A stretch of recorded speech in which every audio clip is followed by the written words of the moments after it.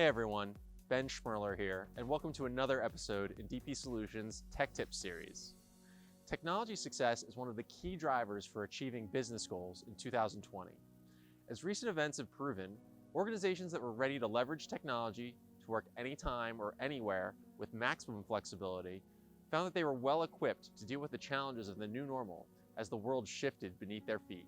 The opposite is true as well. Businesses that found themselves behind on their technology struggled to adapt and faced real consequences, such as lost productivity, dissatisfied customers, or operational failure. And it is because of this correlation of technology to business success or failure that picking the right MSP or managed IT services provider for your business is now more critical than ever. So for this video, I'd like to talk about 4 factors you should consider when choosing a managed IT services provider, so you can leverage technology as an asset instead of wrestle with it as a business liability. Factor number 1, core competencies. Over the past few decades, there has been a massive expansion of technology disciplines and expertise, and every company's technology needs are different. Before you go shopping for providers, think about the specific ways your company uses technology, as well as any other technology-related needs your team members might have, and try to match those requirements to skill sets that a potential service provider offers you.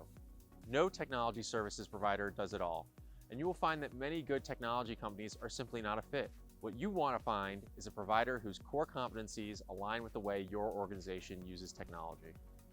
Factor number 2, market niche. Every organization has different goals from the use of technology, so approaching the management of it with a one-size-fits-all approach doesn't make a whole lot of sense. When you think of the type of work that, for example, a small retailer might have to do, the focus is going to be on things like ringing up transactions, as compared to a law firm that may have a focus on being able to store and access large amounts of sensitive case data on demand. As you might expect, service delivery models, product focus, and long-term technology planning philosophies could lead to mismatches between a business and their MSP. When you're trying to find a good provider, ask questions about their expertise with other businesses in your industry, or bring up your specific technology concerns and see how they respond. At the end of the day, it's important that your MSP understands the goals of your business and can deliver services that provide value to it. Factor number 3, service delivery options and reach. Most business occurs during what many people consider normal business hours. But as technology has become a more important part of business and current events have changed the working landscape, working hours have continued to spread and become less standardized. I would guess that you probably put in hours that are a bit outside the 9-to-5 paradigm, and there's a good chance you're working outside the office. Even before the pandemic, many of us will work out of hotel rooms, airports, our homes, and many other spaces. Think about your office locations, as well as the hours you and your staff work, which could include nights and weekends, and make sure your MSP is available to support you during those times and at those sites. A good MSP should be prepared to handle not just your day-to-day support needs, but also should be forward-thinking enough to make sure that as your technology evolves, it matches the needs of your people whenever and however they work.